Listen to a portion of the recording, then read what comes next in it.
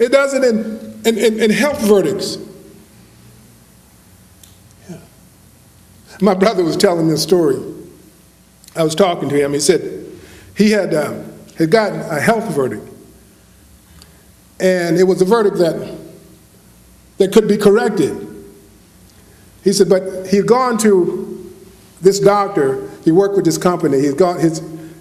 His primary physician was out, so he went to another one of the company doctors. And so she checked him out, and he was home waiting for the results of this test that he had taken. And he got a letter from this doctor. And the first sentence he read was, this is some of the hardest news that this is one of the hardest things that I've had to do in my 20 years working for this company. My brother said he almost dropped the letter out of it. He said that first sentence, about as far as he had gone, his vision got blurry, and so he's reading. And then the next sentence said that she had decided to move on to another practice. You see, but you see what it does, right? Yeah. Surprise. Yeah. Surprise, surprise, surprise. But we always have to be on guard for it. That's why Jesus said, you pray 7 times 70, which means pray continuously. He said, pray unceasingly. Be in it all the time.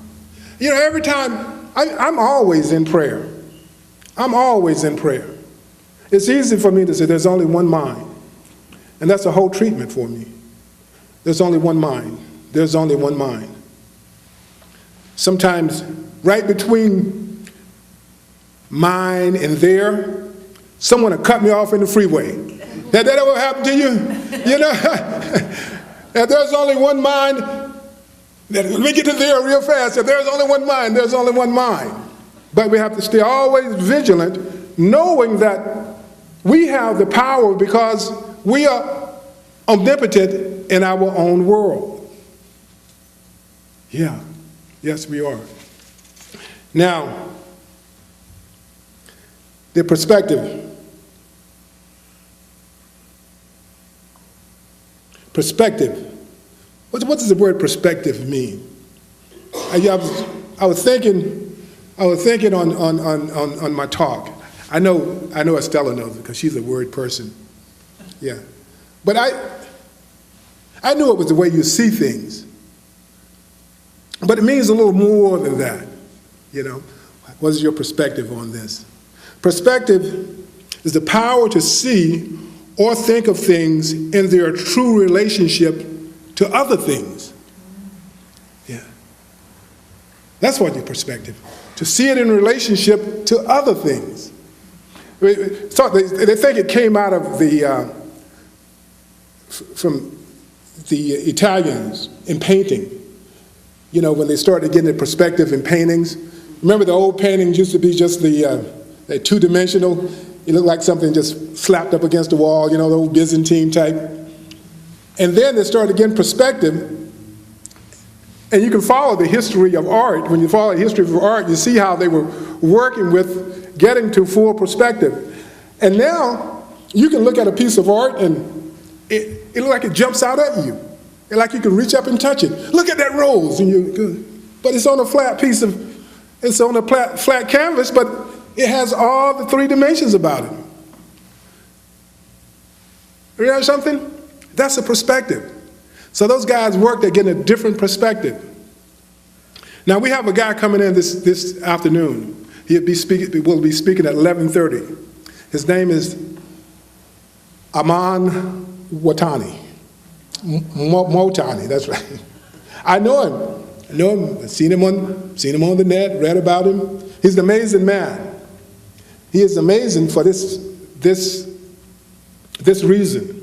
He's going to be here today, and he's going all around the world, and he started a movement. They call him the Unguru, because he undo things.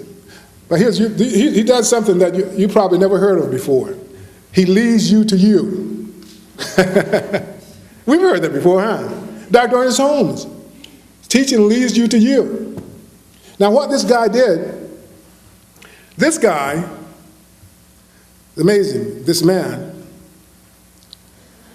he was an entrepreneur, had his own companies, and he went to the best schools and went to the junior university on the other side of the bay here, the Leland Stanford Junior University.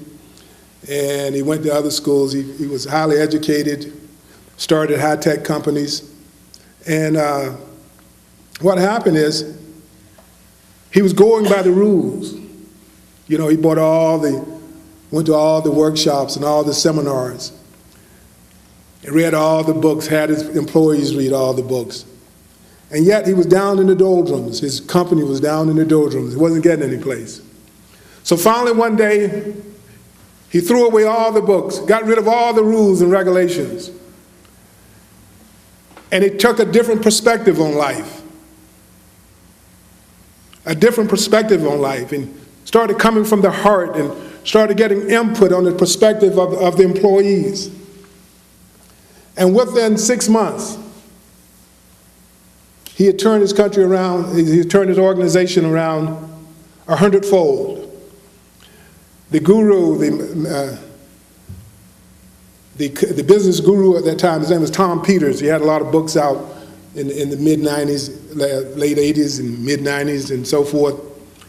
He said that Mawani had pulled his company out of the doldrums, and it was excelling. And he did it on simple principles he called perspectives. And so he just wrote them, it was just written down on paper. At first, they weren't written out. And he would go around talking about them. And then everyone would say, well, I would like a copy of that. I would like a copy of that. I would like a copy of that. Until where he had them printed out. And printed out in a book, one book he has 2 books. This one, Yes, You Can Change the World. And on Wednesday nights, Jill has been giving classes on this book, and she's outstanding. I tell you, she is. And the amazing thing about this book is that I work with Jill in this class. She's giving the class, but this was your first class you gave here, right? So I prepared as if I was going to give the class, and I do that every time. Just in case she comes in and says, well, I don't feel like doing it. Just in case, I want to be prepared. But we read the same thing, and actually, when I first read this book, I thought, Dr. Cynthia had me, why did she give me this? I read through it, and my perspective was I didn't get that much out of it. So I read it again, a second time, and I got a little more out of it. And then I read it a third time, because it's a small book, before the class, when I put together my lesson plan. And when I came in, Jill gave a whole different class on the same chapter that I was going to give. And I thought, well, I didn't see that. I didn't see that. And she had a whole class. Came back the second week, I reread the first and second chapter.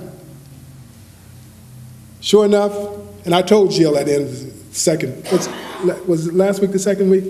I said, I would approach this in a whole different way, but I'm sure happy I came to listen to you on this. Because this all deals with perspective. He has written a simple book on perspectives. And that's what I forgot when I was reading the book, that it's about perspective. It's about perspective. And I had put my blinders on, and I was reading it from one perspective, just my perspective, but I didn't expand my perspective. Life is full of perspectives. Well, we sit here today, and look at you guys out there. There's probably 50. There's 50 people out there seeing me differently. Yeah, some, just differently.